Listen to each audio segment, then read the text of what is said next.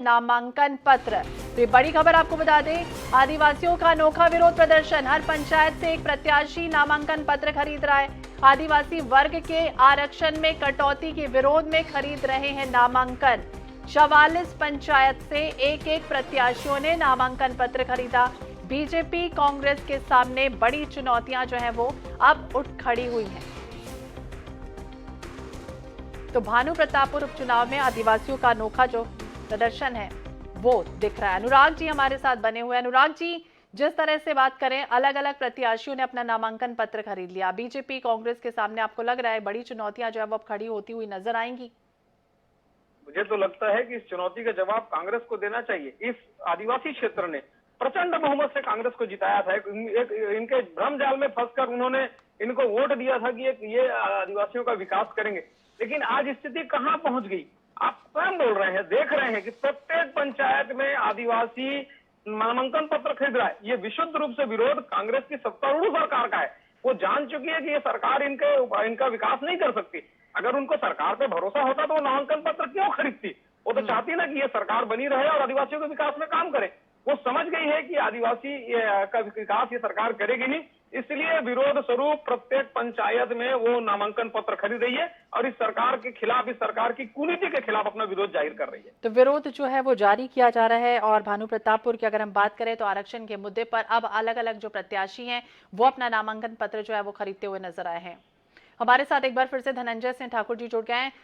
ठाकुर जी, आपसे यही समझना चाहेंगे कि अलग अलग प्रत्याशियों ने नामांकन पत्र खरीद लिया, तो आरक्षण के मुद्दे पर बीजेपी लगातार मुखर, हम देख रहे हैं कि आंदोलन लगातार जारी है और एक बार फिर से यही भुनाने की जो कोशिश है वो बीजेपी करती हुई नजर आएगी। चुनौतियां बढ़ जाएंगी कहीं ना कहीं इस तरह से? कहीं कोई चुनौती नहीं है कि प्रदेश के आदिवासी समाज जागरूक समाज है। उनको पता है किस प्रकार से आरएसएस और भाजपा हमेशा आरक्षण का विरोध करते रही है। और आज जब सरकार में थे, जब शुरुआती दौर में 32% आरक्षण का मसला गया न्यायालय में, तो किस प्रकार से न्यायालय को भी गुमराह किया गया रमन सिंह सरकार के द्वारा और प्रदेश के आदिवासियों को भी गुमराह किया गया। सबसे बड़ी दुखद की बात यह है, रमन सिंह की सरकार ने जिस ननकीराम कमेटी के अध्यक्षता में 32% आरक्षण के पक्ष रखने बनाया था, उसकी अनुशंसा की जानकारी कोर्ट को नहीं दी, कोर्ट को नहीं बताया गया। मतलब एक और कोर्ट को गुमराह किया गया, दूसरी बार आदिवासीवाद को गुमराह किया। और आरएसएस हमेशा फूट डालो और राज की नीति पर काम करती है। जहां एसटी वर्ग को आरक्षण बढ़ाया गया, वहीं एसटी वर्ग के आरक्षण में कटौती किया गया। एक सोची समझी साजिश के तहत आरएसएस भाजपा ने दो वर्गों में झगड़ा कराने का काम किया है। मामला न्यायालय में गया, न्यायालय में आरक्षण के मसले को भी नहीं रखा गया। और आज जब राज्य सरकार विधानसभा की सत्र बुलाकर, अनुराग जी, आपका काउंटर, सोची समझी चाल जो है वो साजिश है कह रहे हैं।